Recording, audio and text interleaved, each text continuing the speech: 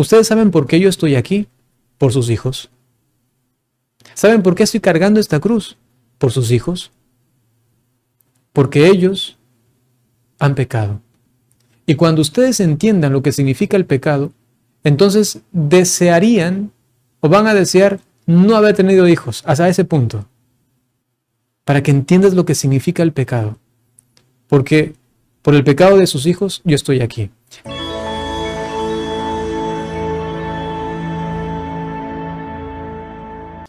¿Qué significa dichosas las estériles? Ahí Jesús está hablando a estas mujeres que van a sufrir por sus hijos. Inclusive el contexto del texto, si no me equivoco, tiene que ver con que Jesús inclusive dice que hasta los hijos las montañas vendrán y los aplastarán, ¿no? Vamos a ir al texto directamente para leerlo en el contexto y entonces entender a qué se refiere. Vamos a ir con Lucas 23, 28, 29, ¿ya? Lucas 23. Tenemos el texto de Lucas 23.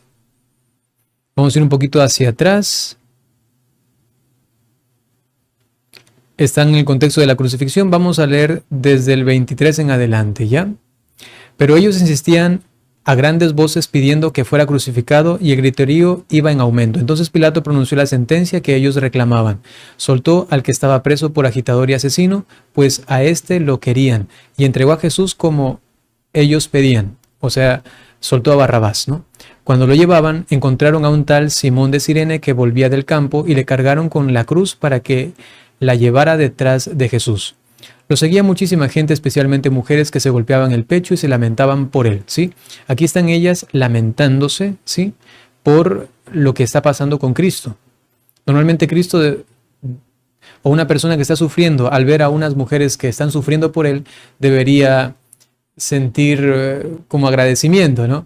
Pero imagínense cuál es la virtud de esta pasión de Cristo, que no desaprovecha el momento para decir cosas verdaderas y profundas. Normalmente uno podría decir, muchísimas gracias por su compasión, ¿no?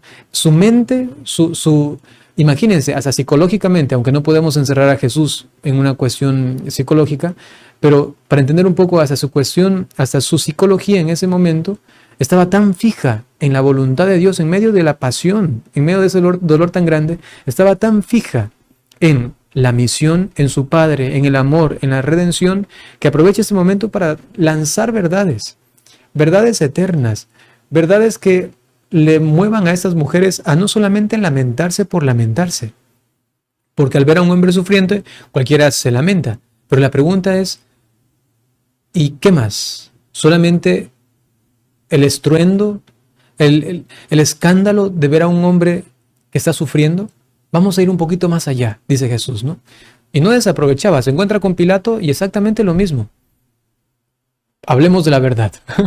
O sea, y tenga. Y entonces, mi reino. Vamos a hablar del reino. Y el poder. ¿Por qué tienes tu poder y autoridad? Una cuestión impresionante. Continúa el texto. Jesús, volviéndose hacia ellas, les dijo, hijas de Jerusalén, no lloren por mí. O sea, les corta, les para. Enseguida, ¡pum! Esperen, no lloren por mí, porque ustedes están llorando solamente por ver a un hombre que está sufriendo. Eso no es suficiente. Vayan más allá. Únanse a la pasión por la que yo estoy pasando. ¿Ustedes saben por qué yo estoy aquí? Por sus hijos. ¿Saben por qué estoy cargando esta cruz? Por sus hijos. Porque ellos han pecado. Y cuando ustedes entiendan lo que significa el pecado, entonces desearían o van a desear no haber tenido hijos hasta ese punto. Para que entiendas lo que significa el pecado.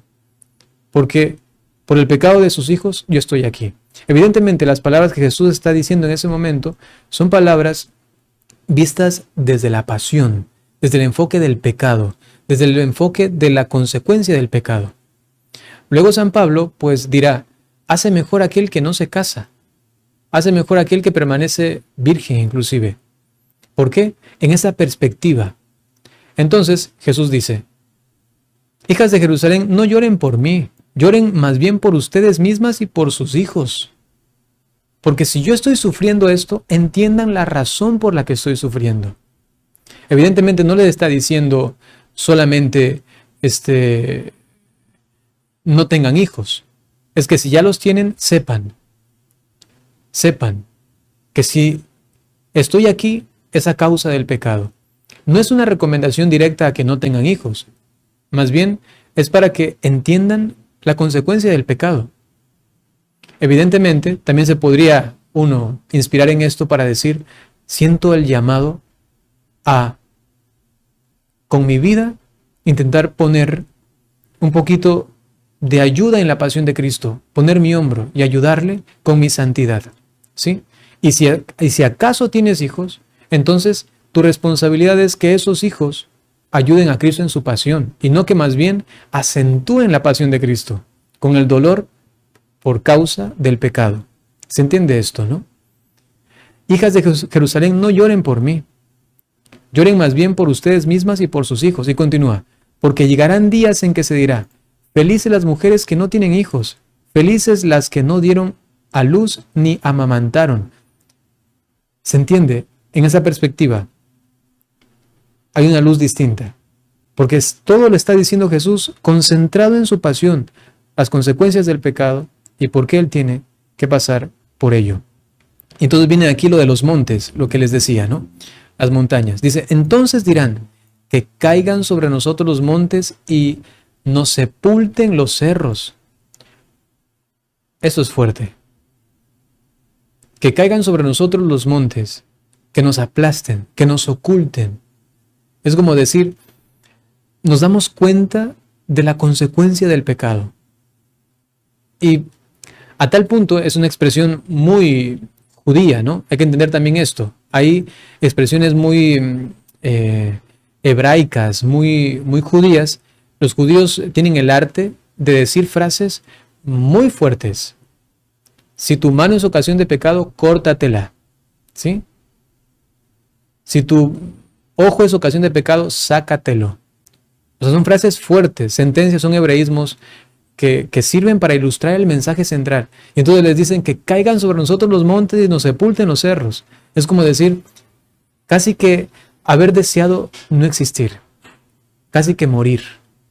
Porque prefiero no existir a pecar. Es la expresión, digamos, exagerada, porque ese es el arte de estas sentencias,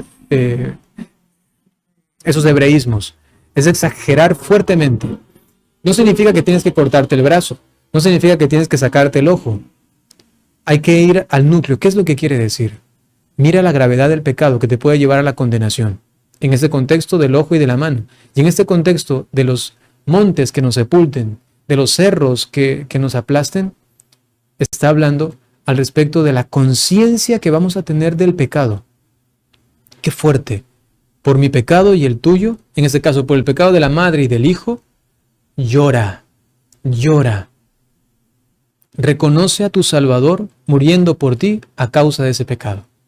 Ese es el contexto básico de esta frase. Y luego continúa y dice, porque si tratan al árbol verde así, ¿qué harán con el seco?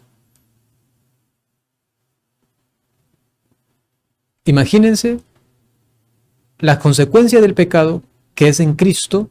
Él es el árbol verde, ¿no? La consecuencia del pecado es lo que ha causado en él. Imagínate si tú eres un árbol seco. ¿Qué causa en ti el pecado?